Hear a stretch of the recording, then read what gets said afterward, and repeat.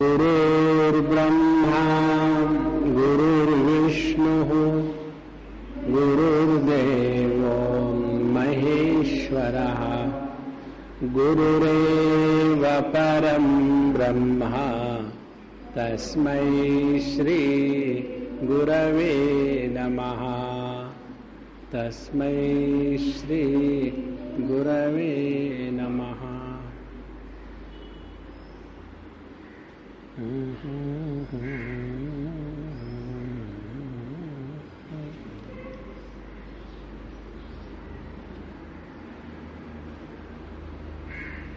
तत्व ज्ञान की चर्चा हेमलेखा और हेमचूड़ इस दंपति के बीच में चल रही थी और उसमें हेमलेखा पत्नी गुरु ने हेमचूड़ पति शिष्य को तत्व का विवरण विस्तार से करा दिया।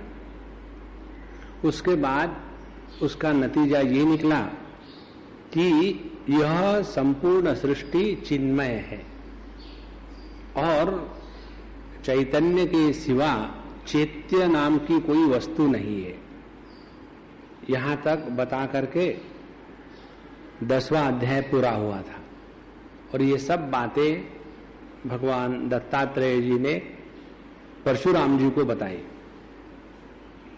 तब परशुराम जी के मन में प्रश्न ये आया कि यह बात कि यह संपूर्ण जगत केवल चेतना ही है, चैतन्य ही है, इसमें चैत्य या जड़त्व इसका कहीं नामो निशान नहीं है, ये बात तो केवल श्रद्धा से ही स्वीकार करनी पड़ेगी क्योंकि हमारी अनुभूति तो वैसी नहीं है।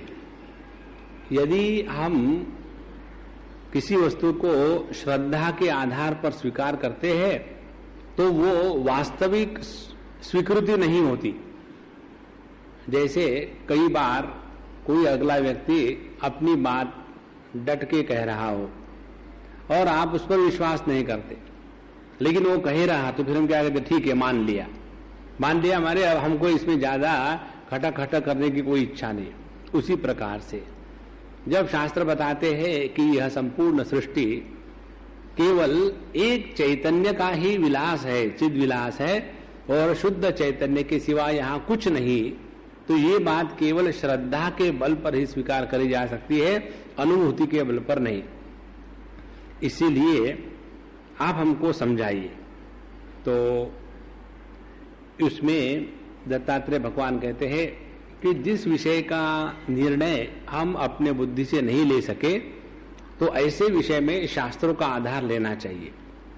और फिर उन्होंने ये बताया कि यह शास्त्र बताते हैं कि यह सृष्टि क्या है, तो कहते हैं देश और काल इन दोनों का विचित्र संगम माने सृष्टि।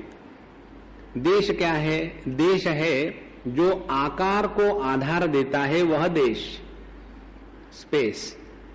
और काल क्या है? जो नित्य निरंतर विकार को आधार देता है, वह काल। अब देखो ये दो तत्व कैसे एक दूसरे के विरोधी है। आकाश वो है जो आकार प्रदान करता है और काल वो है जो विकार प्रदान करता है। तो यदि आकार होगा तो उसमें विकार आएगा ही, और इस आकार विकार का जो अधिष्ठान है शुद्ध चैतन्य, उसके सिवा इस आकाश का या काल का कोई अस्तित्व सिद्ध नहीं हो सकता।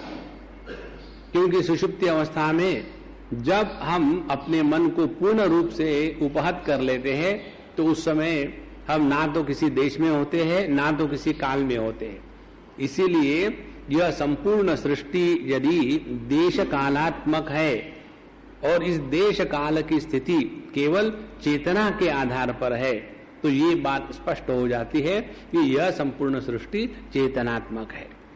अच्छा, फिर सवाल आता है कि ये सृष्टि की स्थिति कैसी है चेतनात्मक माने? तो उन्होंने बताया उदाहरण दर्पण में प्रतिबिंब का। तो दर्पण के प्रतिबिंब की एक बात हम सबको खटकती है, वो ये कि जब तक के सामने कोई बिंब ना हो तब तक के प्रतिबिंब का निर्माण नहीं होता। ये हम लोगों की प्रतिबिंब की परिभाषा है। और इसीलिए जब हम कहेंगे कि ये जगत यदि दर्पण में प्रतिबिंब के समान है, तो बिंब कौन सा है कि जिसके कारण ये जगत का प्रतिबिंब निर्माण हुआ है, ये सवाल आएगा। तो उसमें बताते हैं प्रतिबिंब की परिभाषा ये है कि जो स्वयं प्रकाशित नहीं होता, जिसको अपने अस्तित्व के लिए किसी और की आवश्यकता पड़ती है, उसको कहते हैं प्रतिबिंब। तो ये बताने के बाद फिर ये सवाल बना ही रहता है कि ये जगत यदि प्रतिबिंब है तो कैसे बिना बिंब के सब तैयार हुआ। तो उन्होंने ये बताया था कि क्योंकि यह जो शुद्ध चिति है, परमात्मा है या माहेश्वरी शक्ति है, उसका संपूर्ण स्वातंत्र्य, और इस संपूर्ण स्वातंत्र्य के कारण ही बिना किसी बिंब के यह जगत का निर्माण होता है। पिछली बार बताया था दर्पण प्रतिबिंबानाम दर्पणान्य अनन्यता यथा चिदात्म प्रतिबिंबानाम चिदात्म अनन्यता तथा। जिस प्रकार से दर्पण का प्रतिबिंब दर्पण के सिवा कुछ नहीं होता, उसी प्रकार से यह संपूर्ण जगत चिति रूपी दर्पण में प्रतिबिंबित होने के कारण यह चैतन्य के सिवा कुछ है ही नहीं। अब दर्पणे प्रतिबिंबो ही बिंब हेतु निरूपितः चिते हे स्वातंत्र हेतु स्यात् प्रतिबिंबो ही जागतः। अब ये बताने के पश्चात उदाहरण देते हैं कि देखो हे राम, स्वसंकल्पात राम पश्य स्वात्मनि प्रतिबिंबतान भावान बिंब विना भूतान निर्निमित्त अवभासनान। अब तुम देखो अपने जो सपना देखते हो, उस सपने में जो जो वस्तु व्यक्ति हम देखते हैं वो बिना बिंब का प्रतिबिंब है। देखो कितनी महत्व की बात है। जैसे हम लोग जहां बैठे हैं, आंखें बंद कर ली तो आंखों के सामने जो वस्तु है उसका प्रतिबिंब तो हमारे आंखों पर नहीं आ रहा है, हमारा जो रेटिना है उस पर नहीं आ रहा है। और फिर भी आंखें जब बंद कर लेते हैं और कल्पना करते हैं कि मैंने गाड़ी वहां पार्क करी है, लेकिन चाबी निकाली कि नहीं निकाली। तो जब ये बात शुरू हो गई मन में, तो गाड़ी का प्रतिबिंब, चाबी का प्रतिबिंब, ये बिना बिंब के अपने आप निकल रहा है।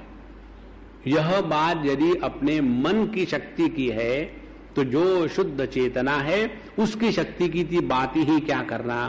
इसीलिए संकल्प एव स्वातंत्र्यम चिते रुच्छु न मीर्यते असंकल्प दशायाम सा चिति स्वच्छैक रूपिणी। और ये क्यों संभव है?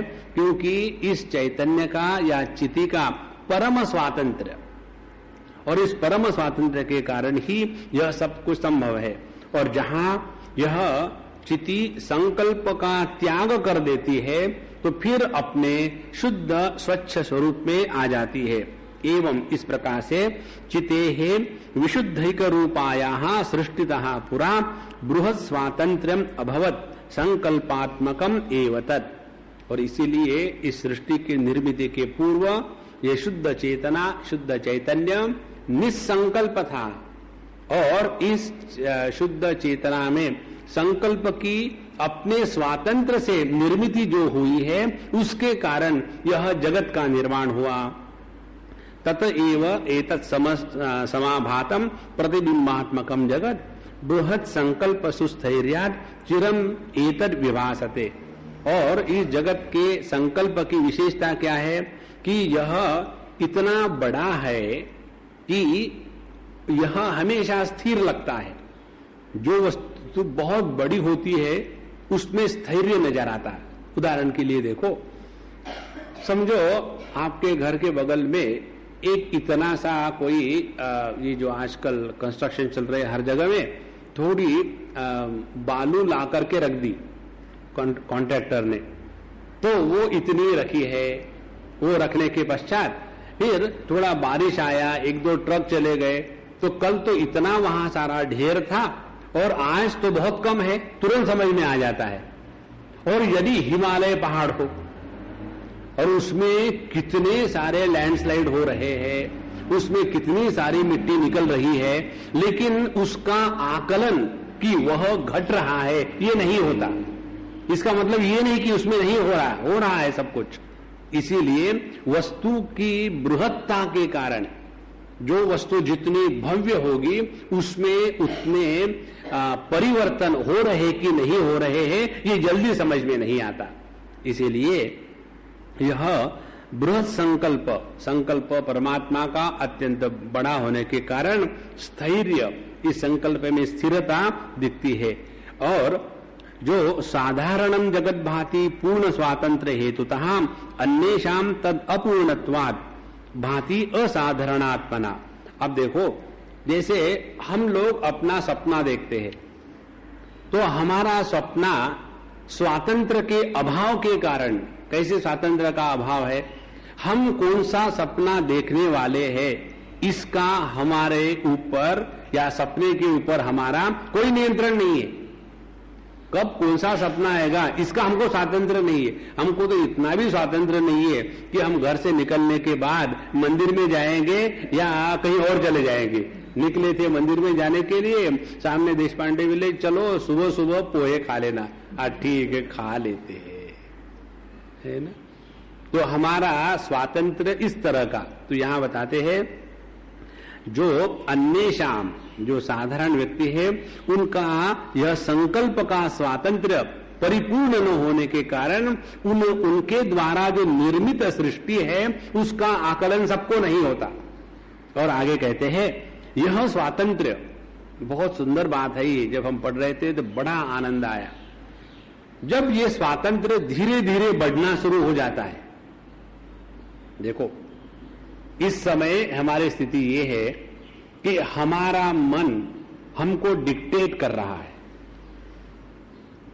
हम जो चाहते हैं वो हमारा मन नहीं करता, मानो रिवोल्ट पर है, रिवोल्ट पार्टी ऑफ इंडिया, हर चीज में रिवोल्ट है। अच्छा, जब हम धीरे धीरे इस मन के स्वातंत्र को जागृत करते हैं, संकल्प शक्ति को, माने क्या, हम जो चाहेंगे वही हमारा मन करेगा, तो उसके द्वारा क्या होगा इसका उदाहरण बताते हैं। अभ्यासात मणि मंत्राद्यैहि स्वातंत्र्यम तु यथा यथा।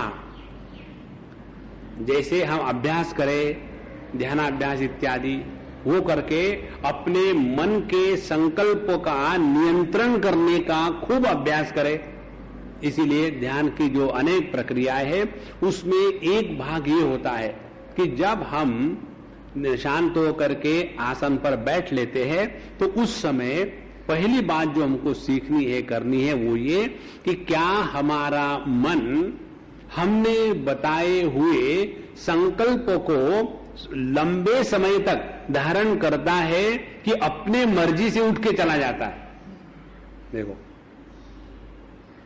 हम शुरू कर देते हैं हरि ओम हरि ओम, हार्डली 2-3 बार भी नहीं हुआ होगा, उसके बीच में 25 संकल्प आ जाते, 2 बार भी नहीं होता। और फिर सोचते हरिओम करने से क्या होगा, उससे तो अच्छा यह है कि let me contemplate on the nature of reality. Nature of reality cannot be contemplated because न तत्र मनो गच्छति, न वाक गच्छति, न चक्षु गच्छति। फिर क्या है, आप ऐसा करते, थोड़ा आलस आ रहा है, सो जाओ, 1 घंटे के बाद देखेंगे। इस प्रकार से हमारा मन हमारी कही हुई एक भी बात नहीं मानता। तो यह जो मन हमारे साथ बिल्कुल नहीं रहता, उसको जब हम अपने अभ्यास के बल पर जब उसको अपने कब्जे में रखेंगे, अभ्यासात, दूसरी बात मणि, भिन्न भिन्न प्रकार के पत्थर मिलते हैं योगियों के पास, और उन पत्थरों को रखो तो मन अपने आप काबू में आ जाता है। इसके बारे में आपको एक कथा बताएंगे। जो हमारे शिरडी के बाबा की पोथी पढ़ते हैं उनको पता है, एक बार ऐसा कुछ हो गया था कि उनका कोई भगत उनकी वो मस्जिद साफ सफाई कर रहा था, झाड़ू लगा रहा था, और जब झाड़ू लगा रहा था तो वहां एक उनकी ईंट रखी हुई थी, ऑर्डिनरी ईंट सबके लिए, और उस लड़के ने वो झाड़ू लगाते समय ईंट को उठाया, नीचे से साफ कर लिया, और जब नीचे रख रहा था तो ईंट टूट गई 2 टुकड़े में। अब जो संत महात्मा इतना वैरागी है, वो एक ईंट जब टूट गई 2 टुकड़ों में, तो उन्होंने इतने रोए वो कि जैसे मानो उनके प्राण निकल गए।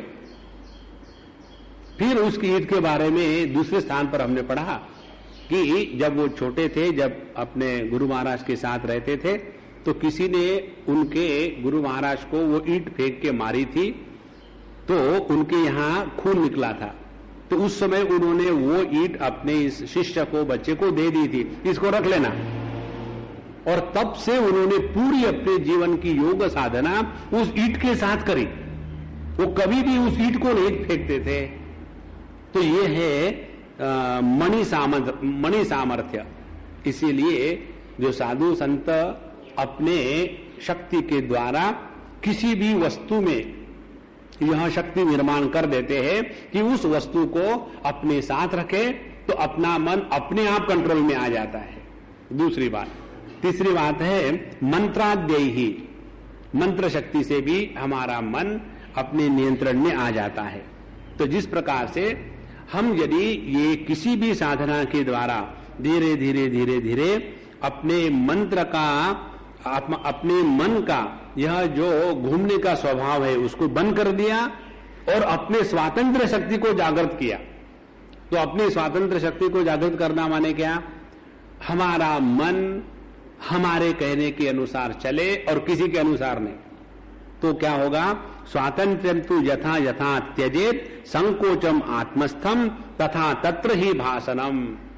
उतनी हमारी संकल्प शक्ति जागृत हो गई, और ये संकल्प शक्ति जागृत होने के बाद आप संकल्प करो मात्र और वैसी बात होने लग जाती। ये कल्पना नहीं है संतो, ये वास्तविकता है। यदि ऐसा नहीं होता तो बड़े बड़े साधु संत सिद्ध पुरुष अपने ही स्थान पर बैठ करके पूरे दुनिया का भ्रमण करके आते हैं। वो जो चाहे हो जाता है। किसी को भी कह दे कि जैसे अभी हमारे ज्ञानेश्वर महाराज के जीवन में ही आता है कितने बार, तो जहां उन्होंने संकल्प किया कि ये जो ईंट की पत्थरों की दीवार है वो चले, तो वो जादू नहीं थी, वो संकल्प शक्ति थी। और इसी संकल्प शक्ति को जब हम परिपूर्णता से जागृत करते हैं तो उसी व्यक्ति के माध्यम से ऐश्वर्य प्रकट हो जाता है। तो कहते हैं अभ्यास मणि मंत्राद्ययी स्वातंत्र्यं तु यथा यथा त्यजेत संकोचम आत्मस्थम तथा तत्र ही भाषणम। तो जितना जितना इस अभ्यास मणि मंत्र इसके प्रभाव से जितनी जितनी हमारी स्वतंत्रता मन की शक्ति की बढ़ेगी, उतना उतना हमारे जो संकल्प के द्वारा निर्माण किए हुए पदार्थ है उसका दर्शन लोगों को होने लगेगा। ध्यान से सुनना, ये प्रसंग बहुत महत्व का है। इस समय हमारा स्वातंत्र्य शून्य है, इसीलिए जो हम सपना देखते हैं उस सपने को केवल हम ही देख सकते, दूसरे नहीं देख सकते। क्योंकि हमारे मन में वो शक्ति है कि किसी चीज का निर्माण करे। पंच महाभूत से लेकर के अनेक सूर्य तारे, अनेक ब्रह्मांड, उसमें अनेक जीव, ये सभी के सभी निर्माण करने की क्षमता हमारे मन में नहीं होती तो हम स्वप्न नहीं देख सकते थे। तो ये क्षमता हमारे सब में है, लेकिन इस क्षमता का उपयोग हम, चूंकि हमारा स्वातंत्र्य खो बैठे हैं, इसीलिए हमारी स्वप्न सृष्टि का दर्शन हमको स्वयं को छोड़ करके किसी को नहीं होता। अब यदि हमने इस मन के शक्ति का जो स्वातंत्र्य है उसको यदि हमने बढ़ाना शुरू कर दिया धीरे धीरे, तो क्या हो जाएगा? हमारा सपना अब केवल हमको दिखता है, उसके बाद फिर हमारा सपना दूसरों को भी दिखने लग जाएगा। देखो, उस स्वप्न सृष्टि का अनुभव केवल अपने तक ही सीमित नहीं रहेगा। ये बात बहुत आवश्यक है समझनी, और ये केवल मन की शक्ति का सौंदर्य है। तो त्यजेत संकोचम आत्मस्थम, तो उसका जो संकोच है कि इस मन के द्वारा निर्माण की हुई सृष्टि केवल अपने ही में रहती है, किसको नहीं दिखती, यह संकोच नष्ट हो जाता है। उदाहरण देते हैं, पश्य ऐन्द्रजालिकम राम, हे राम, हे परशुराम, देखो ऐन्द्रजालिकम, जो सृष्टि इस जादूगरों ने निर्माण करी होती है कैसी है, निरुपादान योगतः, वो किसी भी दूसरे वस्तु का योगदान नहीं लेते, ये केवल निरुपादान से ही भाषयंतम जगत चित्रम संकल्पाद एव सर्वतः। और इसीलिए यह जो योगी या इंद्रजालिक होते हैं केवल अपने संकल्प से कितनी चीजें दिखती है। जैसे सामने रस्सी पड़ी हुई है, हमको याद है जब हम छोटे थे तो एक बार हम कहीं जा रहे थे, तो वहां हम हो गए शायद कोई क्लास 4 में या क्लास 3 में, तो उससे हमको अभी भी याद आता है उसका। तो उसने वो जो डमरू बजा करके बच्चा लोग ताली बजाओ, हम लोग सामने बैठ करके ताली बजाते थे, तो उस समय उसने पत्थर लिए और हम सबके सामने और बोले मैंने क्या उठाया, तो बच्चे लोग पत्थर उठाए और फिर देखो अब क्या हो रहा है, ऐसा ऐसा उसने करना शुरू कर दिया हाथ से, तो उसमें से पैसों की आवाज आने लग गई और फिर उसने सबको दिखाया क्या है, पैसे है, रुपए रुपए के सिक्के। अब फिर उसने उठा करके सब फेंक दिए, तो हम सब बच्चे दौड़ कर गए पैसे उठाने के लिए, वहां कुछ नहीं था, केवल पत्थर मात्र थे। तो यह जिसको हम कहते हैं किसी की दृष्टि बांधना इत्यादि, तो ये केवल संकल्प शक्ति का प्रयोग है। फिर ये संकल्प शक्ति को हम चाहे अभ्यास के द्वारा जागृत करें, चाहे किसी पत्थरों के द्वारा या मंत्र शक्ति के द्वारा। कहने का तात्पर्य क्या है कि जहां हमारा स्वातंत्र्य इस मन शक्ति के साथ जितना ज्यादा जागृत होगा, उतना हमारे मन की जो निर्मिति है उसको ज्यादा लोग देख सकेंगे। परमात्मा का स्वातंत्र्य परिपूर्ण है और इसीलिए परमात्मा ने निर्माण की हुई सृष्टि सबके लिए समान दिखती है। देखो कितनी महत्व की बात। तो भाषयंतम जगत चित्रम संकल्पाद एव सर्वतः, इसके बारे में विचार आते हैं सभी ग्रंथों में। जैसे भागवत महापुराण में ये प्रसंग आता है, देवहूति जी का विवाह हो गया और उसके पश्चात वो अपने पति की सेवा करने में लग गई और उसके अनेक साल सेवा करने के पश्चात एक बार उनको याद आया कि अरे अपनी पत्नी भी है और मैं तपस्या में लगा हुआ हूं और इतनी बढ़िया राजकुमारी है और यहाँ आकर के सुखी सी हो गई है। फिर उन्होंने कहा कि देखो तुमने मेरी बहुत सेवा करी है, बताओ तुम्हारी क्या इच्छा है। तो वो कहती है एक पत्नी की क्या इच्छा होती है पुत्र प्राप्ति को छोड़ करके। तो फिर उन्होंने अपने योग शक्ति के द्वारा वहां एक दिव्य भव्य विमान निर्माण किया। दोनों ने नहा धो करके शरीर की पूरा कायाकल्प कर दिया, वो स्वयं भी जवान हो गए और अपने पत्नी को भी उनका सौंदर्य लौटा दिया। उसके बाद वो अनेक हजारों सालों तक इस विश्व का भ्रमण करके और उन्होंने खूब भोग भोगे, उनमें उनको 9 कन्याएं पैदा हो गई। और फिर वो कहते हैं कि देखो अब मुझे जाने दो तपस्या करने के लिए, तुम्हारी इच्छा पूरी हो गई, तुम इनके साथ रह लो, उनकी शादी करा देना जो करना है। बोले नहीं, आपने तो मुझे वचन दिया था कि जब तक कि कोई लड़का नहीं होता तब तक कि आप नहीं जाएंगे। तो फिर उनको कपिल जी महाराज पैदा होते हैं उस देवहूति को। और ये जो सब प्रसंग है ये कोई कहानी नहीं है अली बाबा और चिराग की, यह सत्य है, क्योंकि संकल्प सृष्टि में ये सब कुछ संभव है। तो साधारणम स्थिरम स्वार्थ क्रियारहम भूय एवतु स्वात्मनि उप संचरे जगत एवं विभासते। तो यह जो इंद्रजालिक है जिसने इस माया की इंद्रजाल की सृष्टि को निर्माण किया है, जब सब लोगों के साथ उसका एंटरटेनमेंट हो गया और उसके बाद वो सभी का सभी अपना ही किया निर्माण किया हुआ जगत अपने आप में संकल्प में फिर समा लेता है। उसी प्रकार से यह संपूर्ण सृष्टि इस महेश्वर के एक स्वातंत्र्य संकल्प के कारण संभव है। आगे उदाहरण देते हैं, योगिनः पश्य सृष्टिम ताम पूर्ण स्थैर्य समावृताम योगिनस्तु मितत्वेन सृष्टिर्बाह्या विभाविता। अब ये दूसरा सिद्धांत, जो बड़े बड़े योगी हो गए, जैसे एक बात आती है कि एक बार त्रिशंकु नाम के राजा थे भगवान रामचंद्र जी के ही कुल में, तो उनको ये हो गया कि मैं सदेह स्वर्ग को जाऊं इसी देह को लेकर के, लेकिन वो तो संभव है नहीं। तो उन्होंने अपने गुरु महाराज जो थे वशिष्ठ जी, उनको पूछा, तो वशिष्ठ जी ने कहा नहीं नहीं ये संभव नहीं है, स्थूल देह को लेकर के स्वर्ग में जाना अलाउड नहीं है और हम गलत काम नहीं करते।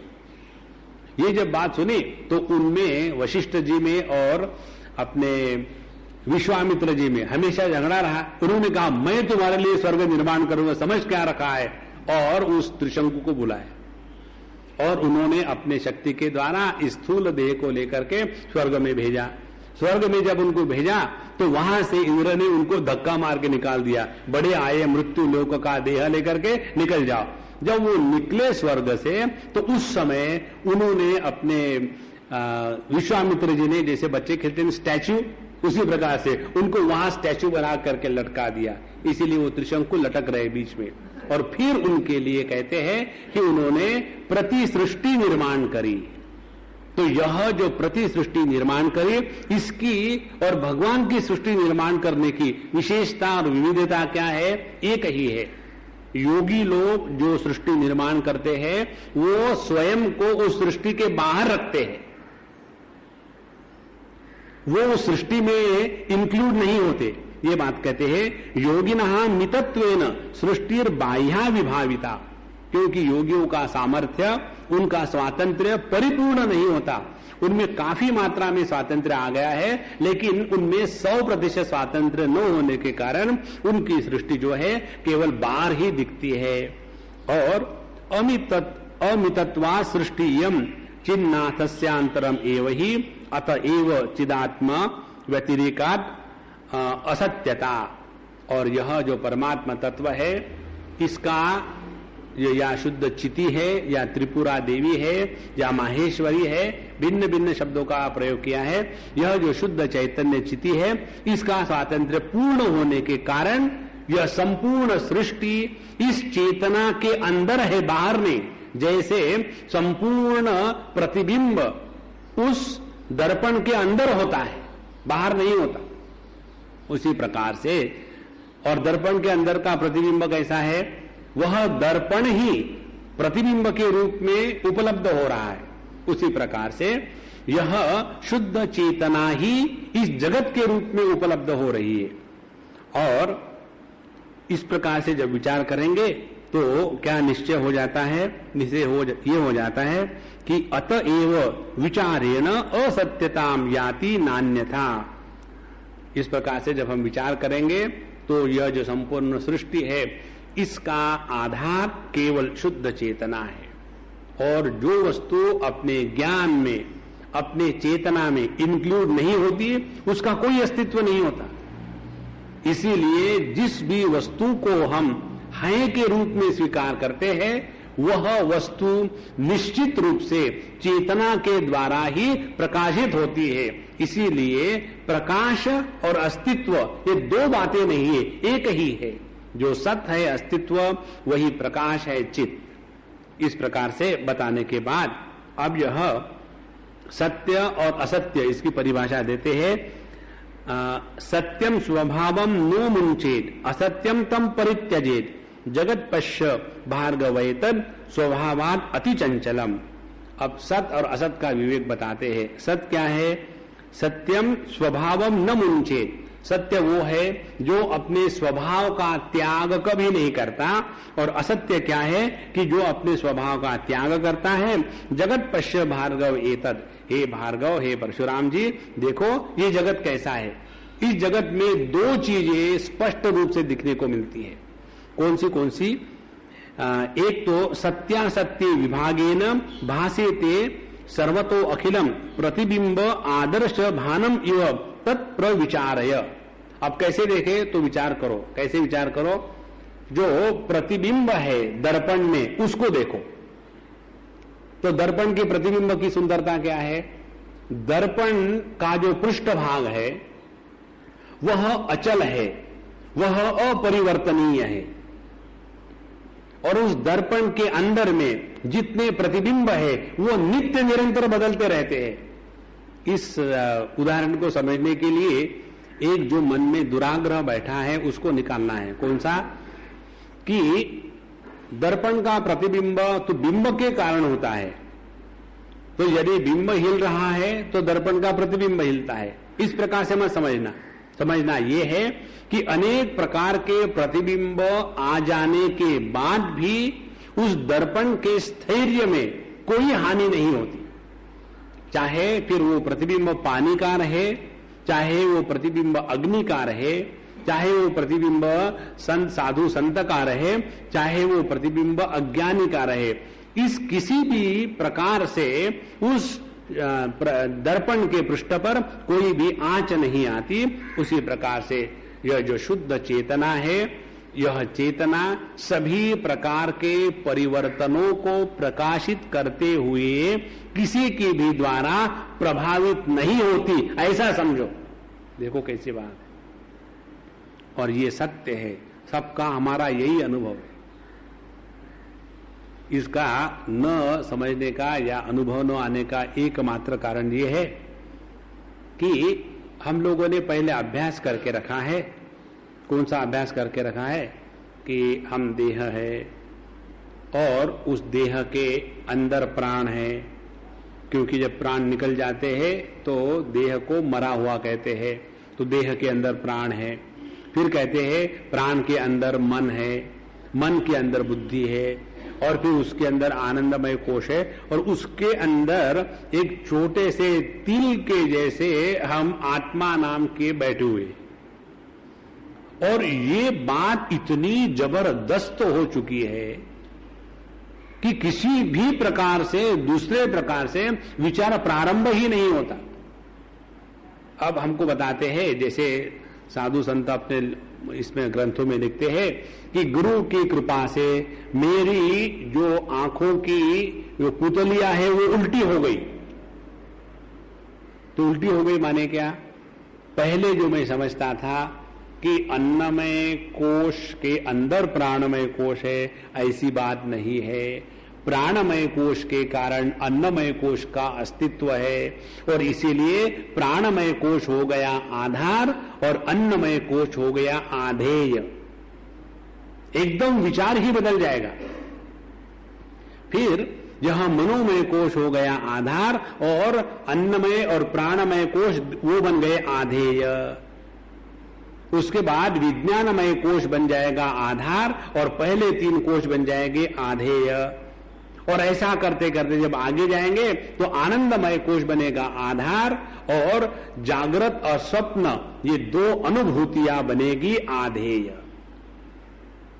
और इस आनंदमय कोश का अधिष्ठान है यह शुद्ध चैतन्य। इसीलिए यह शुद्ध चैतन्य में ही सब कुछ है, ये किसी में नहीं है। 9वें अध्याय में भगवान यही कहते हैं, मया ततमिदं सर्वं जगद अव्यक्त मूर्तिना मस्थानि सर्वभूतानि न च अहम तेषु अवस्थितः न च मस्थानि भूतानि पश्य मे योगमैश्वरम। मैं जो अव्यक्त मूर्ति हूं, जो मैं जिसका कोई आकार नहीं है, ऐसे निराकार मैंने सभी को जितने भी आकार वाले वस्तु है उनको आधार दिया है। लेकिन विशेषता क्या है? बाहर से दिखने के लिए आपकी दृष्टि से भगवान कहते हैं कि मैं सब में हूं और सब मुझ में है, यह आपकी दृष्टि। लेकिन आप मुझे पूछो तो मुझ में कुछ भी नहीं है। क्यों? कि मेरे सिवा इस जगत में दूसरा कुछ है ही नहीं। मत्तः परतरम नान्यत् किंचिदस्ति धनंजय। यह जो रिडल है ये समझ लेना माने आध्यात्मिक प्रगति होना। तो जैसे उदाहरण के लिए अपने पानी, समुद्र और लहरों का उदाहरण लो, उसमें सब बातें क्लियर हो जाती है। पानी कहता है मया ततमिदं सर्वं जगद अव्यक्त मूर्तिना मस्थानि सर्वभूतानि। मैं जो निराकार हूं, देखो पानी निराकार है, पानी को नीर ही कहते हैं ना, इसीलिए निराकार, जिसका अपना कोई आकार नहीं है। और यह जो पानी जिसका अपना कोई आकार नहीं है, वही सभी आकार युक्त लहरों को आधार दे रहा है।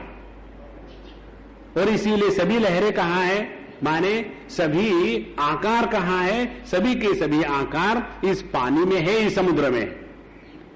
अच्छा, यदि हम ये कहें कि समुद्र या पानी बिना आकार के नहीं रह सकता, तो ये तो गलत बात हो जाएगी। पानी का अपना कोई आकार नहीं, इसीलिए उसको कहां भी रखो वो कंफर्टेबल है। जिसका अपना विशेष आकार होता है उसी में परेशानी तैयार हो जाती है। अच्छा, पानी की दृष्टि से देखो तो जब वो कहते हैं कि वो मुझ में है लेकिन मैं उनमें नहीं हूं, कारण क्या कि सभी लहरें मुझ में है, मैं उनमें नहीं का तात्पर्य क्या हुआ कि प्रत्येक लहर का जन्म होता है लेकिन मेरा जन्म नहीं होता, प्रत्येक लहर बढ़ती है लेकिन मैं नहीं बढ़ता, प्रत्येक लहर बूढ़ी हो जाती है लेकिन मैं बूढ़ा नहीं होता, और प्रत्येक लहर मर जाती है लेकिन मैं नहीं मरता। यदि वो आप में और आप उनमें है तो उनके सभी विकार आप पर होने चाहिए ना। ऐसा क्यों हुआ? इसकी सीक्रेट ये है कि असली बात पूछो कि ना मैं किसी में हूं ना कोई मुझ में है, क्योंकि एकमेवा द्वितीय नेह नानास्ति किंचन। यह जो विचार की प्रणाली है इसको बताने के लिए यहां बताते हैं कि आदर्शः ही अचलः तत्र चलम ही प्रतिबिंबकम। तो ये जो आदर्श है, यह जो दर्पण है, यह अचल है और उसका प्रतिबिंब चलम है, नित्य बदलने वाला है। तथा जगत चलम, यह संपूर्ण सृष्टि नित्य निरंतर बदलने वाली है। अचलम संवित सर्वभावितम, और यह जो संवित है, शुद्ध चेतना है, उसमें किसी भी प्रकार का कोई भी बदल या परिवर्तन नहीं हो रहा है। मेरा ध्यान से सुनना, जो वस्तु गति के कारण निर्माण होती है वो वस्तु वास्तविक नहीं होती, ये सिद्धांत है। आप उदाहरण ले लो, पहले तो साधु संतों को उदाहरण जगत के देते थे और आजकल तो सब तैयार है, इसीलिए उदाहरण समझने में कठिनाई नहीं। जैसे ये इलेक्ट्रिक फैन की एडवर्टाइजमेंट आती है, बड़े बड़े होर्डिंग होते हैं और उसके ऊपर ये नियॉन साइन उसके होर्डिंग होते हैं, और वो जब स्विच ऑन हो जाता है तो उसमें ऐसे लगता है कि वो फैन के पत्ते घूम रहे हैं। तो वहां जो गति दिख रही है, तो क्या वहां असल में वो फैन के पत्ते घूम रहे हैं? नहीं घूम रहे। तो जो वस्तु माने वहां वो फैन के पत्तों का घूमना, यह गति के कारण निर्माण हुआ है और इसीलिए वो वास्तविक नहीं है। दूसरा उदाहरण देते हैं, अपने दिवाली के दिनों में फुलझड़ी, जिसको कहते हैं हमारे मांडुक्य की भाषा में अलात शांति। तो जहां फुलझड़ी को हाथ में ले लिया, उसके बाद ऐसे जब घुमाते हैं तो वहां चक्र निर्माण हो जाता है, तो वो चक्र वास्तविक नहीं होता। इसी प्रकार से और आगे चलो, जहां हमारा मन स्पंदित हो गया, मन के स्पंदन के कारण ही स्वप्न और जागृत, इन दोनों अनुभूतियों का हमको सबको अनुभव है। जहां मन का स्पंदन शांत हो गया, जैसे सुषुप्ति अवस्था में, तो जैसे मन का स्पंदन सुषुप्ति अवस्था में शांत हो गया, तो वहां हम स्त्री है या पुरुष है, हम जवान है या बूढ़े हैं, वहां हम हिंदू है या मुसलमान है, वहां हम ठाणे में है या बंबई में है, कलयुग में है या सत्ययुग में है, इस सभी का सभी एक क्षण में समाप्त हो जाता है जहां इस मन का स्पंदन शांत हो गया। इसीलिए यह संपूर्ण सृष्टि मन के स्पंदन के द्वारा निर्मित हुई है और सिद्धांत क्या था? जो वस्तु गति के कारण निर्माण होती है वो वास्तविक नहीं होती। तो जिस वस्तु को हम कल्पना के द्वारा निर्माण करते हैं, कल्पना क्या है? इस मन की गति। एक लड़का एक लड़की को देखता है, देखने के बाद उसके मन में गति निर्माण हो जाती है। ये लड़की बहुत सुंदर है, पता नहीं लोगों को कैसी नहीं दिखी, मुझे ही दिख गई, अब तो मैं इसी से शादी करूंगा, उसके लिए कुछ भी करने को तैयार हूं। ये सभी के जो सभी संकल्प विकल्प है, ये इस मन का स्पंदन है। और इस स्पंदन के कारण उसने उस लड़की में सुंदरता देखी, और जब शादी कर लेता है, मन के स्पंदन शांत हो जाते हैं, तब असलियत नजर आती है, सुंदरता गायब। तो उस लड़की में जो सुंदरता देखी वह काल्पनिक है, वास्तविक नहीं है। वास्तविक क्या है? वास्तविक लड़की है। तो लड़की में जो सुंदरता है केवल अपने मन के स्पंदन के कारण है। इसीलिए यह सिद्धांत बहुत तगड़ा है कि यह संपूर्ण जगत अपनी चेतना के स्पंदन के कारण जो अहम इदम का द्वैत निर्माण हो जाता है, तो इसी संकल्प से यह संपूर्ण सृष्टि का निर्माण हो जाता है। देखो भैया, ये बात हमको ऐसे लगता है कि समझो मैं संकल्प करूं कि ये जो लोहे का डंडा यहां है, ये एक बहुत सुंदर सा पेड़ बन जाए, और मैंने संकल्प किया ये डंडा पेड़ बन जाए, और खोल के देखा कुछ नहीं हुआ। और फिर हम क्या कहेंगे? ये जो कहते हैं ना शास्त्र में कि संकल्प के द्वारा सब कुछ निर्माण होता है, हमारे संकल्प से आज तक कुछ हुआ नहीं, इसीलिए शास्त्र गलत है। ये बात नहीं है। बात यह है कि हमारे संकल्प में शक्ति नहीं है। हमारे संकल्प में शक्ति क्यों नहीं है? क्योंकि हमने हमारे संकल्प का कभी भी आदर नहीं किया, अनादर किया है। संकल्प में शक्ति तब आती है कि जब हम अपने संकल्पों का आदर करते हैं। इसीलिए साधु संतों के संकल्प क्यों वो परिपूर्ण हो जाते हैं? क्योंकि उनके प्रत्येक संकल्प में सृष्टि निर्मिति की शक्ति है। तो यथा आदर्श ही अचलः तत्र चलम प्रतिबिंबकम तथा जगत चलम संवित अचलम सर्वभावितम। और ये सर्वभावितम सबके द्वारा सम्मत है कि यह शुद्ध चेतना, शुद्ध चैतन्य, इसमें आज तक कोई भी परिवर्तन ना हुआ है, ना होने वाला है। कारण क्या? प्रत्येक परिवर्तन को प्रकाशित करने वाला अपरिवर्तनशील होना आवश्यक है। परिवर्तन का प्रकाशक अपरिवर्तनशील ही होता है, और यही एक कारण है जिसके कारण हम बूढ़े होने के बाद भी हमको ऐसे लगता है अभी तो हम जवान ही हैं। कारण क्या है? हम जो अपने को बूढ़े नहीं समझते, उस समय हमारा एक भाग जो है वो इस अपरिवर्तनीय शुद्ध चैतन्य के साथ एक है, और दूसरा हमारा जो भाग है वो ये नित्य परिवर्तनशील देह के साथ हो गया है। और इन दोनों की खिचड़ी होने के बाद फिर हमारा अनुभव कैसा है? हम चाहते हैं देह युक्त हो करके हम नित्य निरंतर बने रहे। ये असंभव है। इसीलिए हम अपरिवर्तनशील है, यह प्रत्येक का अनुभव है। किसी को भी अपने बदलने का अनुभव नहीं होता। और इसी कारण से जब पहली बार कोई हमको अंकल या आंटी कहते हैं ना, तब गुस्सा आता है, क्योंकि हम तो अभी तक बड़े हुए ही नहीं। लेकिन छोटे बच्चे तो देखते हैं ना, तो छोटे बच्चे आकर के पूछेंगे aunty what is the time, और फिर वो लड़की इतना लाल पीली होकर के कहती है कि मुझे कुछ भी कहो, आंटी मत कहो, दीदी कहो।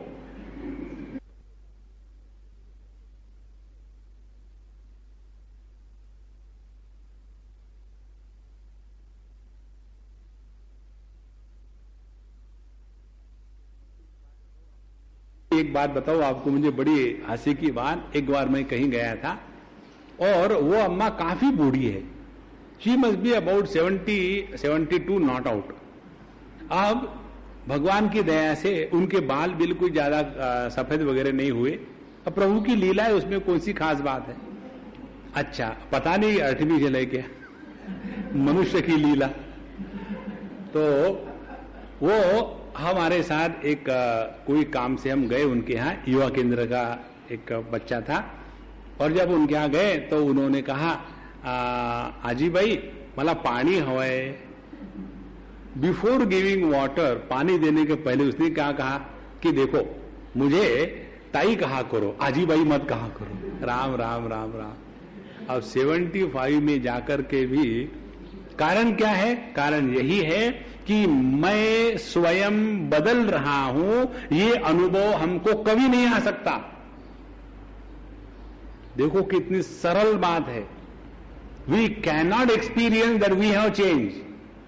और लोग कहते बदलो, कैसे बदलेंगे?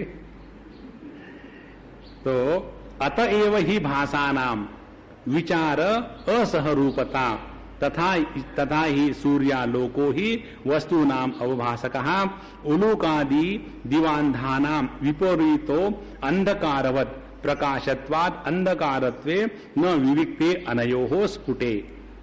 इसीलिए भावानाम, जिस जिस वस्तु को हम दर्शन करते हैं, देखते हैं, वह विचार के द्वारा सिद्ध नहीं होती। किसी भी वस्तु का दर्शन करो आप, जहां हमने उसका योग्य प्रकार से विचार किया कि किसी भी वस्तु को जो हम देखते हैं तो हम द्रव्य को कभी भी नहीं छूते। जैसे उदाहरण के लिए हम समझो किसी भी वस्तु का भोग करते हैं, तो भोग हमेशा द्रव्यात्मक नहीं होता, भोग होता है केवल गुणात्मक। कैसे? एक उदाहरण दे ताकि ये स्पष्ट हो जाए। समझो हमने रसगुल्ला खाया, वो मीठा है कि नहीं मीठा है। अब ये मिठास ये गुण है कि द्रव्य है? यह तो गुण है, यह द्रव्य थोड़ी है। तो हमको ऐसे लगता है कि जब हमने उस रसगुल्ले को अपनी जीवा पर रखा तब हमको रसगुल्ला खाने का अनुभव आया नहीं। यदि वो रसगुल्ला गर्म होगा तो जीवा को चटका लगेगा, तो हमने उष्णता, इस गुण को हमने ग्रहण किया है। यदि वो मीठा होगा तो उसका जो मीठापन है, इस गुण को ग्रहण किया है। हम द्रव्य को ग्रहण नहीं करते। यदि वो पुराना फटा हो, उसमें दुर्गंध आ रही हो, तो जब मुंह में रखेंगे तो हमको उसकी दुर्गंध, ये भी गुण है। तो किसी भी वस्तु का अनुभव हमेशा गुणों के माध्यम से होता है, द्रव्य के माध्यम से नहीं। अब ये होने के बाद दूसरी बात, ये जितने गुणों का प्रकाशन होता है, प्रत्येक गुण का प्रकाशन केवल चेतना के प्रकाश में ही होता है। और जहां चेतना का प्रकाश अभिव्यक्त नहीं हो रहा है, वहां गुणों का ग्रहण नहीं होता। जैसे आदमी समझो बीमार है, तो बीमार होने के बाद जितने अपने टेस्ट बड्स है वो सब खराब हो जाते हैं। उनको खाने के लिए कुछ भी दे दो तो उनको टेस्ट ही नहीं आता। इसीलिए प्रत्येक वस्तु का ग्रहण केवल गुणात्मक है और गुणों का प्रकाशन शुद्ध चेतना के द्वारा होता है। और जब तक के यह चैतन्य के द्वारा प्रकाशित और अधिष्ठित नहीं होती, तभी तक किसी भी वस्तु का अस्तित्व सिद्ध नहीं हो सकता। इसीलिए यहां कहते हैं कि अतएव ही भावानाम विचार असहरूपता तथा ही सूर्यालोको ही वस्तु नाम अवभासकः। जैसे जब तक के कोई बाहर की वस्तु सूर्य प्रकाश में नहीं हो, तब तक के उस वस्तु के उपलब्धि को हम नहीं स्वीकार कर सकते। लेकिन यदि कोई उल्लू के जैसा दीवांध हो, यथा उलूकादि दिवान्धानाम, जो उल्लू होते हैं उनको दिन को नहीं दिखता।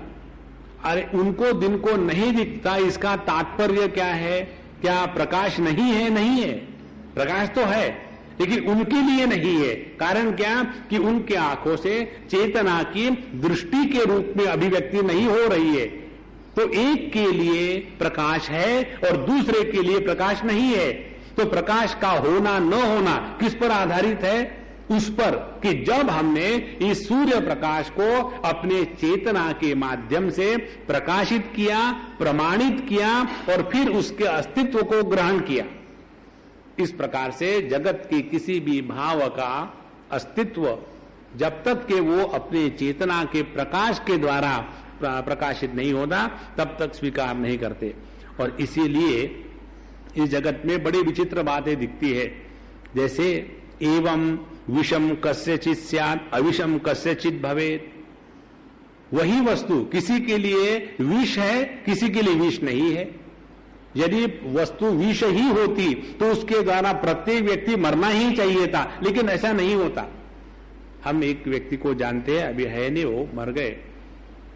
बड़ी विचित्र बात, वो बहुत ही मदिरा पान करते थे और उनकी मदिरा पान करने की क्षमता इतनी हो गई थी कि उनको नीट यदि लिकर दे दी जाए तो भी उनको नशा नहीं चढ़ती थी। फिर वो क्या करते थे, उन समय हम बच्चे थे, हम देखते थे उनके कैसे वो रहते हैं। बहुत अमीर घर के, पैसे की कोई कमी नहीं। तो वो ये जो छिपकली होती है, छिपकली को मार करके पानी में उबाल करके उसके बाद लिकर में मिला करके पीते थे 1-2 ग्लास, तब जाकर के वो थोड़ी नशा आती थी। कुछ दिनों के बाद वो भी खत्म हो गया। उसके बाद फिर वो बड़े बड़े सांप या कोबरा पकड़ करके अपने को डसवाते थे, लेकिन वो कोबराओं को डसने को तैयार नहीं। देखो, अब जो कोबरा किसी को डसे तो मर जाए, और ये महात्मा ऐसे हो गए थे कि इनको वो डसे वो मर जाए। तो जो वस्तु एक के लिए विष है, दूसरे के लिए विष नहीं है। तो यही तो इस जगत की असत्यता है, यह सत्य नहीं है। अन्यथा यह संपूर्ण सबके लिए एक जैसा होना चाहिए। सिमिलरली दूसरी बात कहते हैं, एवं विषम कस्यचित् स्यात् अविषम कस्यचित् भवे मनुष्यादेहे प्रतिघात करी भित्ति ही लक्ष्यते योगी नाम गुह्यकादी नाम प्रतिघात लक्षणा। जो दीवाल है, उस दीवाल में से हम थोड़ी जा सकते हैं। हमको तो दीवाल को लांग करके या बगल से जाना पड़ेगा। लेकिन जो अनेक शक्ति से युक्त है, जैसे योगी नाम गुह्यकादी नाम, जो योगी है उनको दीवाल नहीं रोक सकती, वो तो चाहे कहीं से निकल जाए। एक बहुत बड़े संत हो गए जिनका चित्र बद्रीनाथ जी के मंदिर में है। उनका नाम है सुंदर दास बाबा, और ऐसे बैठे हुए हैं और उनके जटाओं पर चारों तरफ बर्फ पड़ा हुआ है और ये मस्त बिल्कुल बिना कपड़ों के बैठे हुए। ऐसा बताते हैं कि वो किस जमाने में अपने बंबई के बाबुलनाथ टेम्पल है वहां थे। एकदम फक्कड़ महात्मा, कौन उनको रोक सकता है। तो वो वहां गए एक बार, तो वहां के ट्रस्टियों ने देखा महात्मा जी अच्छे लगते हैं अपने मंदिर के लिए, जैसे ये अच्छा नंदी है अपने मंदिर के सामने रखने के लिए थी। तो उन्होंने कहा उस महात्मा जी को कि महात्मा जी अब यहां से मत जाओ। तो उन्होंने उनकी तरफ देखा, बोले कुछ नहीं, महात्मा लोग कम बोलते। तो फिर उन्होंने सोचा ट्रस्टियों ने कि शायद ये भाग जाएंगे, इसीलिए उनको एक कमरे में बंद करके ताला लगा दिया ताकि भाग न जाए। और महात्मा शांत। दूसरे दिन सुबह आए देखने के लिए महात्मा जी का क्या हाल है। तो महात्मा जी चौपाटी से नहाकर आ रहे। तो उन्होंने कहा आपको तो बंद करके रखा था और आप चौपाटी से नहा करके आ रहे। बोले हाँ, मुझे तो अंदर रहना चाहिए था। उनके सामने अंदर चले गए और अंदर से बोलते देखो मैं अंदर हूं, अब करोगे क्या। तो यह जो दीवाले हम सर्वसाधारण व्यक्ति के लिए सॉलिड चीज है जिसमें से हम नहीं जा सकते, वही वस्तु योगी या गुह्यक इत्यादि जो जीव है, प्राणी है, उनके लिए इसका कोई मतलब नहीं। अब बताओ, ये जो दीवार है ये सॉलिड है कि लिक्विड है? इसीलिए बताते हैं दूसरा उदाहरण, तीसरा उदाहरण, कालो देशश्च दीर्घो यहां मनुष्यादि प्रभावितः स एव विपरीतो वही देवानाम योगिनाम अपि। हमारे लिए देश और काल जो बहुत लंबा लगता है, योगियों के लिए देश काल की लंबाई एकदम बदल जाती है। अभी हम गए थे देवगढ़, वहां एक शंकरगिरी नाम के बहुत बड़े संत हो गए, भगवान दत्तात्रेय के उपासक थे और बचपन से ही सिद्ध पुरुष थे। वो पढ़े लिखे नहीं थे, इसीलिए अच्छे थे। और बहुत महत्व की बात है, पढ़ने लिखने के बाद आदमी का अहंकार बड़ा जागृत हो जाता है, क्योंकि हमको अंग्रेजी आती है, यही उसमें बाकी कुछ नहीं है। अच्छा, तो एक बार उनको कहीं जाना था, सभी लोगों ने कहा कि चलो उस मंदिर में जाते हैं। तो बोले मैं तो कभी गाड़ियों में बैठता नहीं हो, आप लोग बस में बैठ चलो और चलो तो सही। और सब लोग बस में निकले और जब वहां जाते हैं तो ये महात्मा 50 मील कैसे पहुंचे प्रभु जाने, उनको रिसीव करने के लिए गाड़ी में कोई तकलीफ तो नहीं हुई। तो जो देश काल सर्वसाधारण व्यक्ति के लिए इतना लंबा चौड़ा और कष्टदायक होता है, वही देश काल इन साधु संतों के लिए, योगियों के लिए कुछ मतलब नहीं रखता। इसीलिए यह जो जगत है जिसमें हम सब चीज देख रहे हैं, तो इसको हम कैसे स्वीकार करें कि ये जगत सत्य है? इस जगत को प्रकाशित और प्रमाणित करने वाली यह जो शुद्ध चेतना है, वही सबका आधार है और वही अपना स्वरूप है। तो स एव विपरीतो वही देवानाम योगिनाम अपि। अब देखो, ये हम लोगों का अनुभव है। जब हम लोगों की नींद खत्म हो जाती है, लेकिन हम नींद से अपने बिस्तर से नहीं उठते, तो क्या करते हैं? बिस्तर में ही पड़े रहते हैं और पढ़ने के बाद नींद तो नहीं आ रही, फिर अपना मन कुछ ना कुछ विचार करने लग जाता है। और उसके बाद ऐसे लगता है कि अरे बाप रे, बहुत समय हो गया, अब तो मुझे लगता है कि 10 बज गए। और समझो ये हुआ सुबह में 4:30 बजे, और ऐसे लगता है कि कब से मैं पता नहीं सो रहा हूं, मुझे लगता बहुत समय निकल गया। और जब नींद खोल करके आंखें खोल के देखते हैं तो कितना हुआ? 4:35। तो 4-5 मिनट के अंदर में हम इतने समय का विचार कर चुके होते हैं, ऐसे लगता है कि बहुत समय निकल गया। तो यह जो काल की स्केल है, द स्केल ऑफ टाइम, उसी प्रकार से देश का जो दैर्घ्य है, the expanse of space, it is totally relative. और इस प्रकार से इस जगत का देश कहो या काल कहो या वस्तु कहो, इसका एक नियम किसी के साथ नहीं है। जैसे छोटे बच्चे जब निकलते हैं कहीं घूमने के लिए वगैरह, तो बहुत उनको जोश रहता है, चलो जल्दी चलो जल्दी चलो, कब निकलेंगे। और उसके बाद गाड़ी में बैठे तो गाड़ी शुरू भी नहीं हुई, कब पहुंचेंगे कब पहुंचेंगे। माने उनके लिए जो काल का कंसेप्ट है इज टोटली डिफरेंट। इसीलिए यह देश कहो का, चाहे काल कहो, चाहे वस्तु कहो, इसका एक रूप से निर्णय यही हो सकता है कि यह केवल इस चेतना की ही अभिव्यक्ति है, और इसलिए यह संपूर्ण विश्व केवल चैतन्यात्मक है। दर्पणे भासमानस्य दूरादेर अदूरता यथा। जैसे इस जगत की देश काल की स्थिति कैसी है, यह दर्पण में प्रतिबिंबित देश काल की स्थिति की जैसी। देखो कितना सुंदर उदाहरण है। समझो हमने दर्पण में एक व्यक्ति को खड़ा कर दिया दर्पण के पास 1 फीट के ऊपर, फिर दूसरे व्यक्ति को खड़ा कर दिया 10 फीट के ऊपर। तो इसके कारण हम ये थोड़ी कहेंगे कि भाई जरा 10 फीट चौड़ा आईना ले आओ, क्यों कि हमको बहुत डीप देखना है। नहीं, आईना तो उतना ही रहता है, थिन 1 mm या 2 mm, लेकिन उसके अंदर देश का दैर्घ्य, इसकी कोई अंत नहीं है।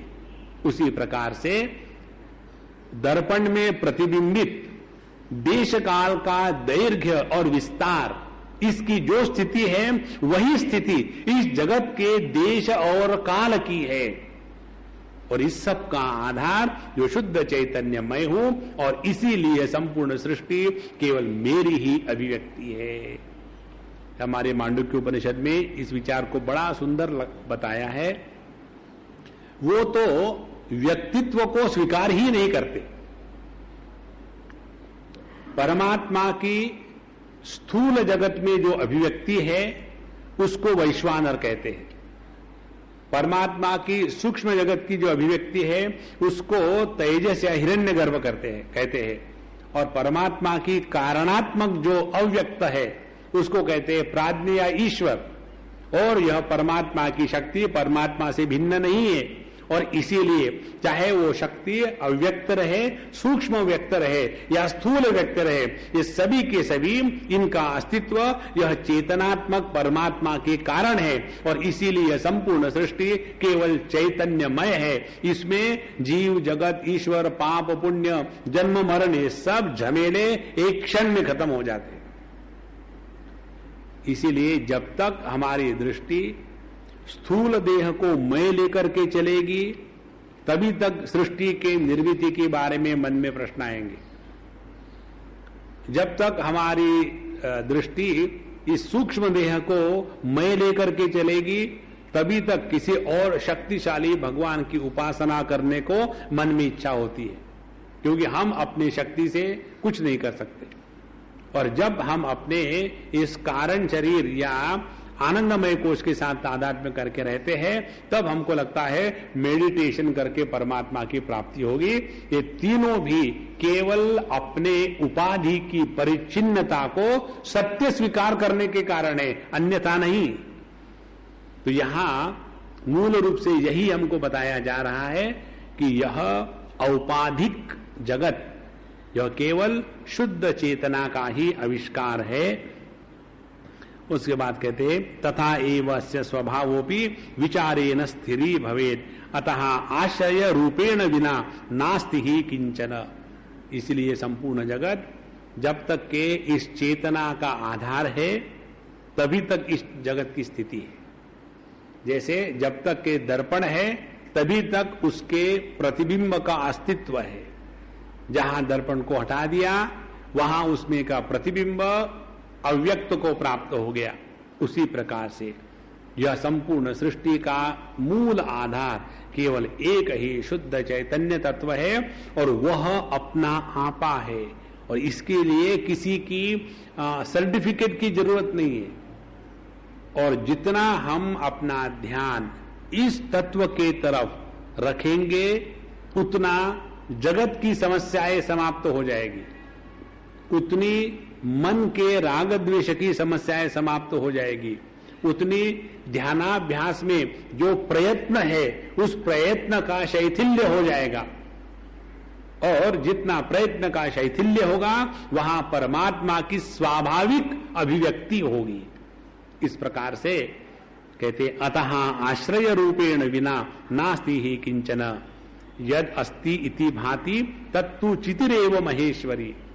इसीलिए वॉट एवर इज, जो कुछ है उसको जब तक प्रकाशित नहीं किया जाता है तब तक कि उसके अस्तित्व की सिद्धि नहीं होती, और यह प्रकाश ही सबको अस्तित्व देता है। और ये शुद्ध प्रकाश स्थिति महेश्वरी एवं जगत चिदात्मक रूपम ते सम्यक ईरितम। इस प्रकार से है परशुराम जी, हमने आपको स्पष्ट रूप से बताया कि यह जो जगत है यह केवल चैतन्यात्मक है, यह जगत जड़ रूप नहीं है। इस जगत का जो जड़त्व है ये हमने अपने आप को जड़ के साथ मिला के रखा है, इसलिए हुआ है। इसमें अब हमने 11 अध्याय पूरे किए हैं। इस प्रकार से अपना निर्णय जब भगवान दत्तात्रेय जी ने अपने शिष्य परशुराम जी को बता दिया तो उसके बाद परशुराम जी बात करते हैं अपने गुरु महाराज से, कहते हैं एवं दत्तात्रेय मुखात जगत तत्वम निशम्यतु पप्रच्छ भार्गवो भूयः संदेह कलिलांतरः। ये सब सुनने के बाद गुरु महाराज से भार्गव परशुराम जी के मन में संदेह का कल्लोल हो गया। देखो कैसी सुंदर बात है। सुना था इसलिए कि अंतःकरण से सब कुछ संदेह निकल जाए, और उन्होंने सब सुनने के बाद संदेह और बढ़ गए, क्योंकि देह के साथ तादाद में है, इसीलिए संदेह तैयार हो गए। तो उन्होंने इसीलिए भूयः भार्गवः पप्रच्छ, फिर भार्गव जी ने उन्होंने गुरु महाराज से दत्तात्रेय से पूछा, भगवान संश्रुतम प्रोक्तम भवता जागतम ननु, हे भगवान आपने जो जगत के बारे में बताया कि यह संपूर्ण जगत केवल चेतनामय है, इसमें जड़त्व का नामो निशान नहीं है, यह संपूर्ण विश्व केवल चैतन्य मात्र है, यह हमने आपके मुख से सुना। तथापि ब्रवीषि भगवन तत् तथा एव न च अन्यथा, और आपने जो बोला वो झूठ कैसे हो सकता है? माना थोड़ी है हमने, आपने जब कहा झूठ थोड़ी बताएंगे आप अपने शिष्य को, तो वो ऐसा ही होगा, उसमें मुझे कोई शंका नहीं। फिर भी तथापि कुत एतद्धि भाति सत्यात्मकम सदा, फिर ये जगत मुझे सत्य रूप से क्यों प्रतीत हो रहा है? अभी तो हमने आपसे सुना है कि ये जगत सत्य नहीं है, केवल चैतन्य ही है सत्य, और यह चैतन्य को यदि देखो तो जगत में सत्यता है, और जगत में जड़ता का दर्शन हो रहा है, परिवर्तन का दर्शन हो रहा है, और परिवर्तन के कारण जो निर्मिति है उसका दर्शन हो रहा है, तो वो मिथ्या है, वो सत्य नहीं है। यह आपने जो बताया सुना मान भी लिया, लेकिन हमारा अनुभव तो ये है कि ये नित्य परिवर्तनशील जगत सत्य है। अब देखो इस वाक्य में नित्य परिवर्तनशील जो है वो सत्य नहीं होता, तो ये कहते हैं यह जो नित्य परिवर्तनशील जगत है ये तो हमको ठोस लग रहा है, सत्य लग रहा है। कुतः वा अन्य ही बुद्धि मद्भिः सत्यत्वेन विनिश्चितम, और ऐसी बात नहीं कि केवल मैं ही कर रहा हूं, बड़े बड़े इंटेलिजेंट लोग वो भी यही कहते हैं कि ये जगत सत्य है। तो त्वत्तः श्रुतम चापि भूयः भाति में सत्यवत् कुतः, यदि आप कहते हैं कि इसको केवल जान लो, ये संपूर्ण जगत केवल चेतनात्मक है, हमने जान लिया, आपने अभी भी तो कहा हमने तो जान लिया, लेकिन हुआ कुछ नहीं। देखो ये बड़ी विचित्र बात है। कई बार जैसे हमको लगता है कि ये इतनी बात सरल है, बता दी और हमने तो मान ली, हाँ स्वामी जी आप जो कहते हैं संपूर्ण जगत चेतनात्मक है, मान लिया, लेकिन अनुभव तो नहीं आ रहा है। ये मानना ये न मानने के बराबर है। तो त्वत्तः श्रुतम चापि भूयः, हमने आपसे तो यही सीखा है, समझा है, सुना है कि ये जगत असत्य है, फिर भी भांति में सत्यवत, फिर भी मुझे स्पष्ट रूप से सत्य दिख रहा है। ऐसा क्यों? ब्रूहि एतत् कृपया नाथ यथा नश्येत अयम भ्रमः। हे नाथ, हे गुरु महाराज, हमको फिर से बताओ जिसके द्वारा हम इस भ्रम को नष्ट कर सके। इत्यापृष्टो भार्गवेन दत्तात्रेयो महाशयः जगत सत्य भ्रांति मूलम प्रवक्तुम उपचक्रमे। इस प्रकार से जब भगवान दत्तात्रेय जी ने सुना, भार्गवेन पृष्ठ, जब उन्होंने अपने शिष्य भार्गव से सुना इस प्रकार से, तो उन्होंने जगत सत्य भ्रांति मूलम, जगत को सत्य रूप से स्वीकारने की जो भ्रांति है उसका मूल क्या है उसके बारे में प्रवचन करना शुरू कर दिया। तो क्या कहते हैं? शृणु राम जगत भ्रांते है मूलम एतत् सनातनम वस्तु अविद्या पूर्वकम यद वृद्धा भावनमेव तत्। कहते हैं परशुराम जी सुनो, इस जगत के भ्रांति का जो अनादि मूल कारण है वो ये है कि जो वस्तु अज्ञान के द्वारा सिद्ध हुई है उसको हमने दृढ़ता से, भावना से पक्का पकड़ के रखा है।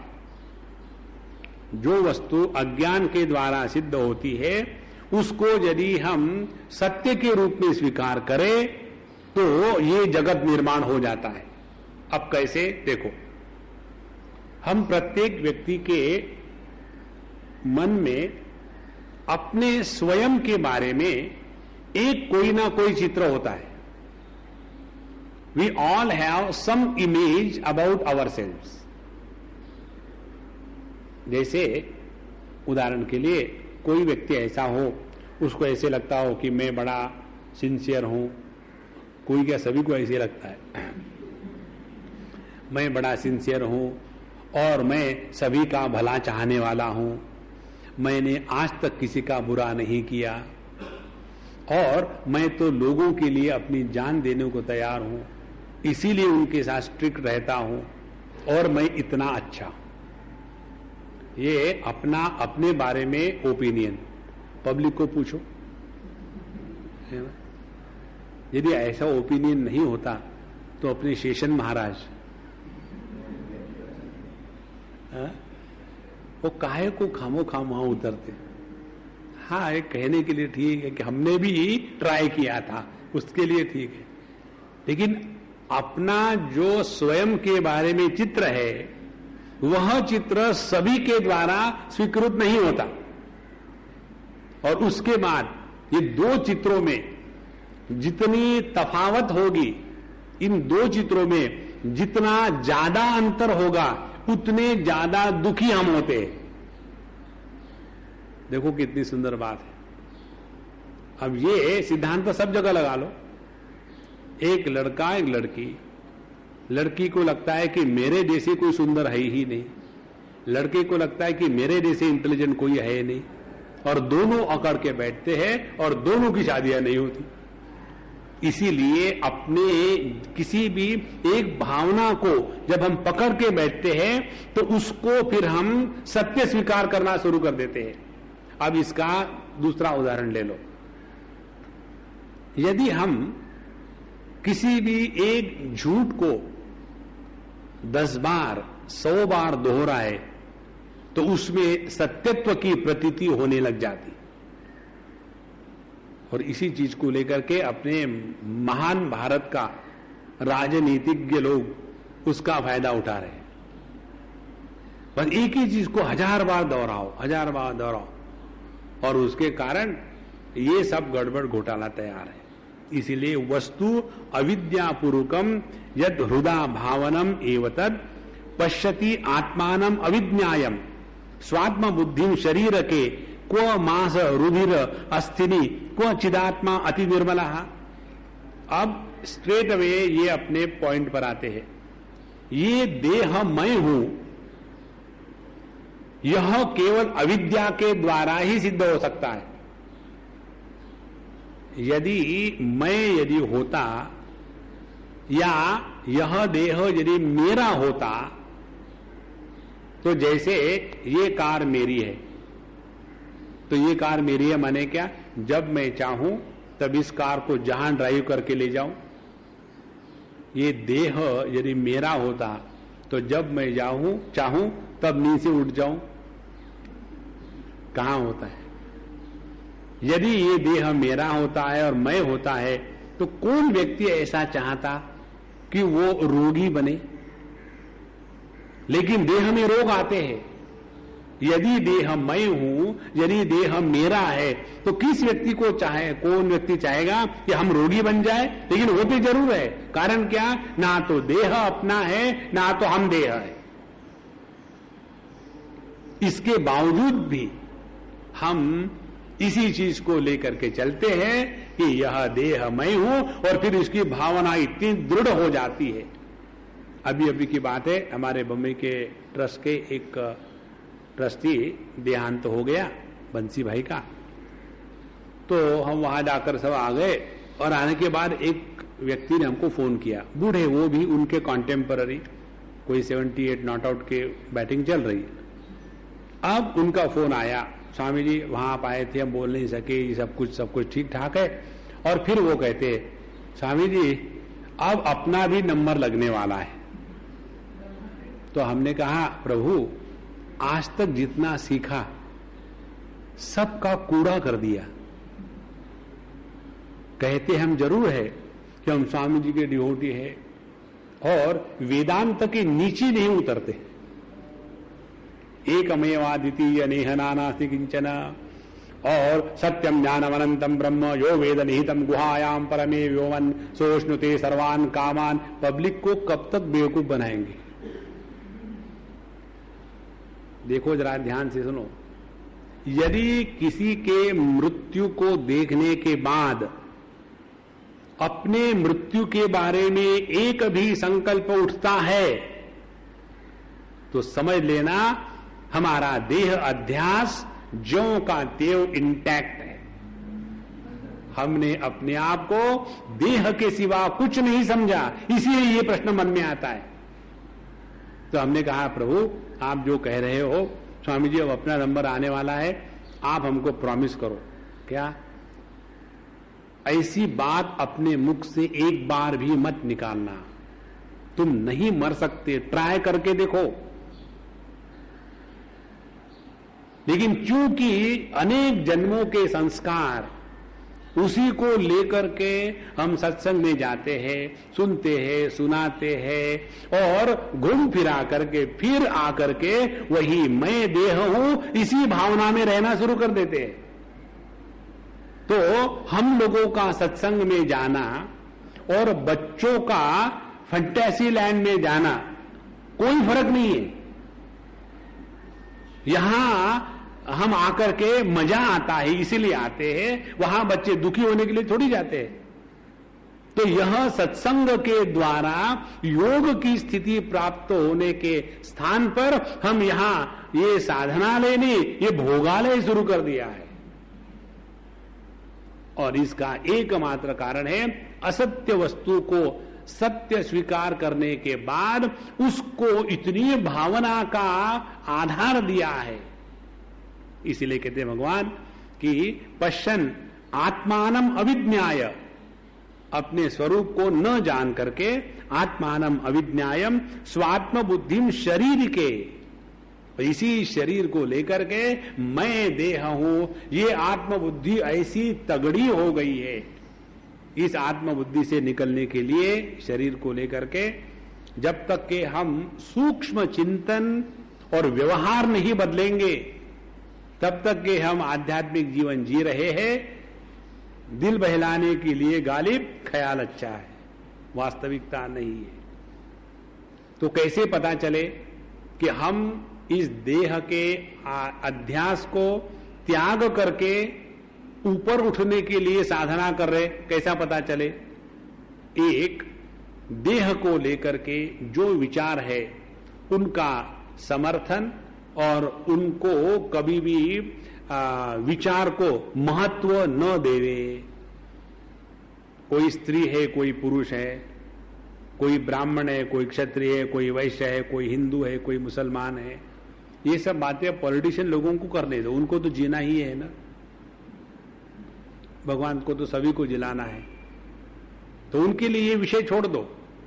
हम यदि वास्तविक रूप से आध्यात्मिक साधक है तो किसी भी प्रकार से इस स्थूल देह को लेकर के किसी भी विचार को ना तो प्रवृत्त करे ना तो समर्थन करे।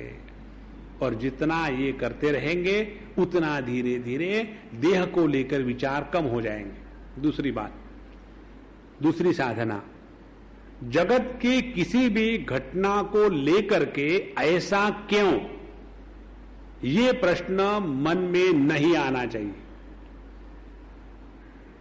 कई बार देखो ना, जगत में देखते हैं, समझो किसी के यहां कुछ हो गया अच्छा बुरा, शादी विधि हो गई और शादी होने के बाद तुरंत 2-3 महीने में समझो लड़की का डेथ हो गया, लड़के का डेथ हो गया, और फिर हम लोगों को बुलाते हैं वहां सेलिब्रेट करने के लिए, फिर हम लोग चले जाते हैं और फिर प्रश्न पूछते, स्वामी जी ऐसा क्यों?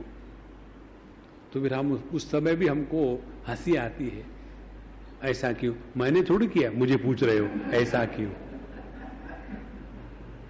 ना तो मैं मारने वाला हूं, न हन्यते हन्यमाने शरीरे, हंता चेत मन्यते हंतुम, हतश्चेत मन्यते हतम, उभौ तौ न विजानीतः नायम हंति न हन्यते।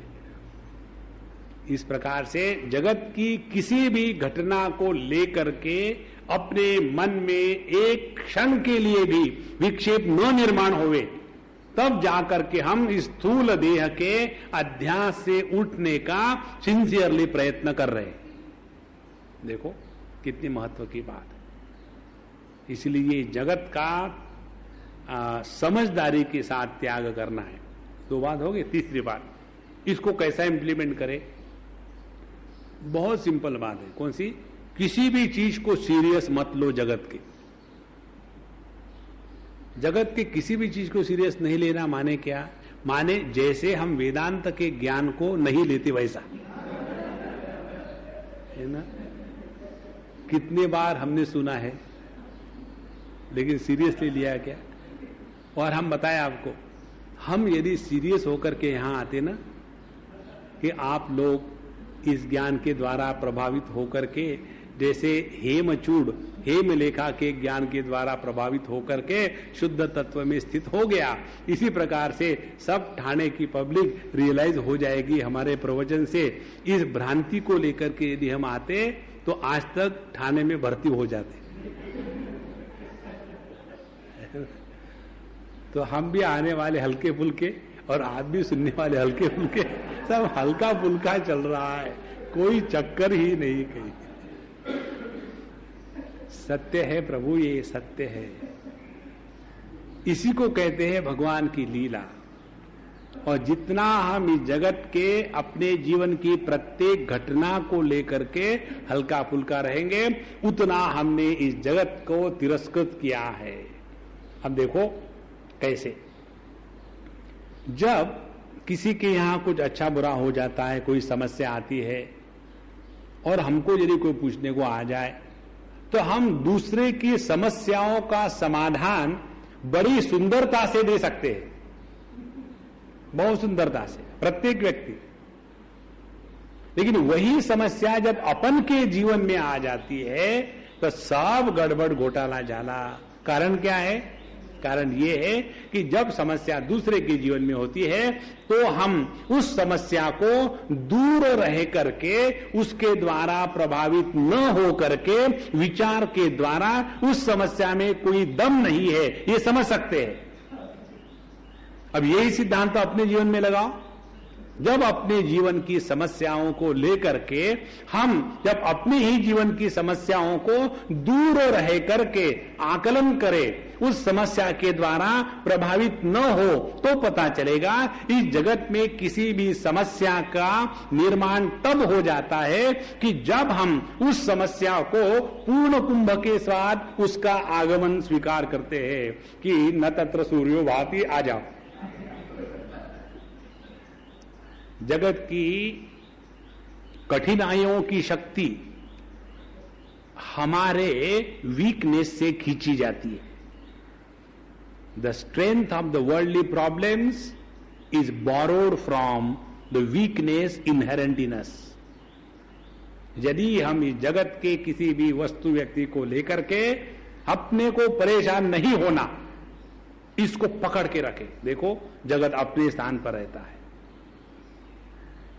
अन्यथा इसी जगत में रहते हुए साधु संत कैसे हंस सकते थे? ऐसा नहीं कि साधु संतों की दुनिया दूसरी होती है, इसीलिए वहां केवल हंसना ही हंसना है और हमारी दुनिया पागल खाने की है, वो रोना ही रोना है। नहीं, तो पश्य आत्मानम अविज्ञाय, हमने अपने स्वरूप को न जान करके स्वात्म बुद्धिम शरीर के, और इस शरीर में हमने आत्मबुद्धि कर लिए। और फिर कहते क्व मांस रुधिर अस्थिनी, यह मांस, यह खून, यह हड्डियां, ये अपवित्रता की पराकाष्ठा। और क्व चिदात्मा अति निर्मला, परमात्मा की परिभाषा क्या है?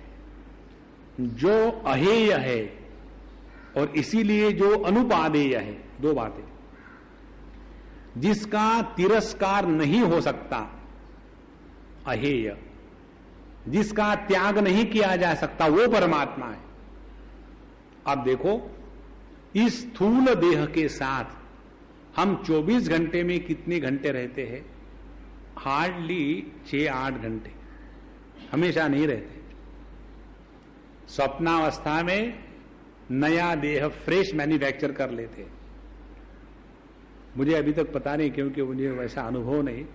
बूढ़े लोगों को जो सपने पड़ते हैं उसमें जो स्वप्न की अनुभूतियां होती है, तो उनको ऐसे लगता है क्या कि मैं बूढ़ा होकर के सपना देख रहा हूं।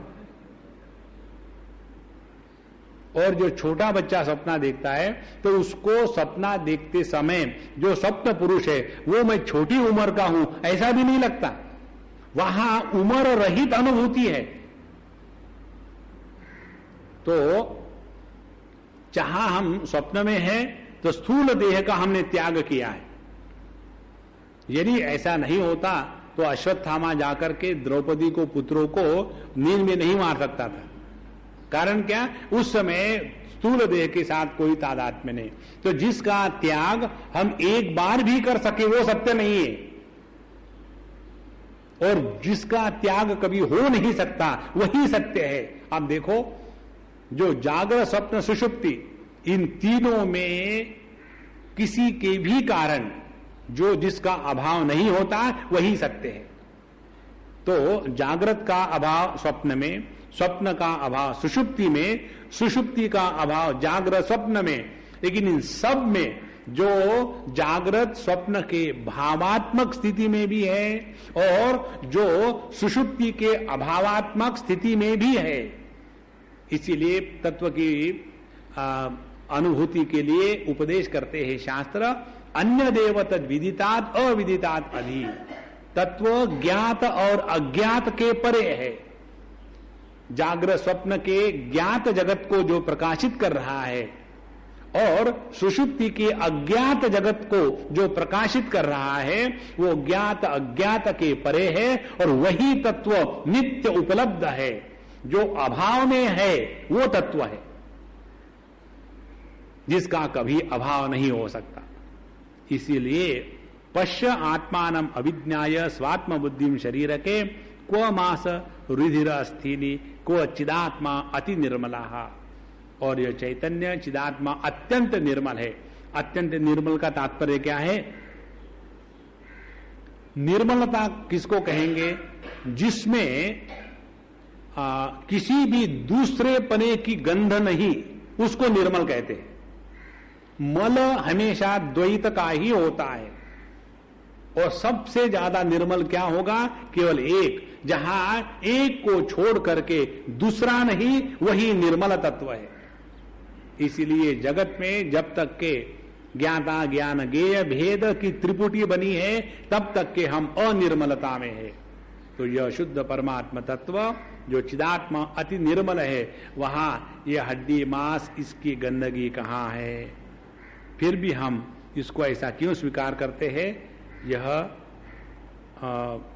कारण अगले श्लोक में बताएंगे भगवान, उस समय हम लेंगे। अभी यहीं विराम करते हैं। श्री कृष्णा श्री कृष्णा श्री कृष्ण। ओम पूर्णमदः पूर्णमिदं पूर्णात् पूर्णमुदच्यते पूर्णस्य पूर्णमादाय पूर्णमेवावशिष्यते। ओम शांति शांति शांति। हरि ओम। श्री गुरुभ्यो नमः। हरि ओम।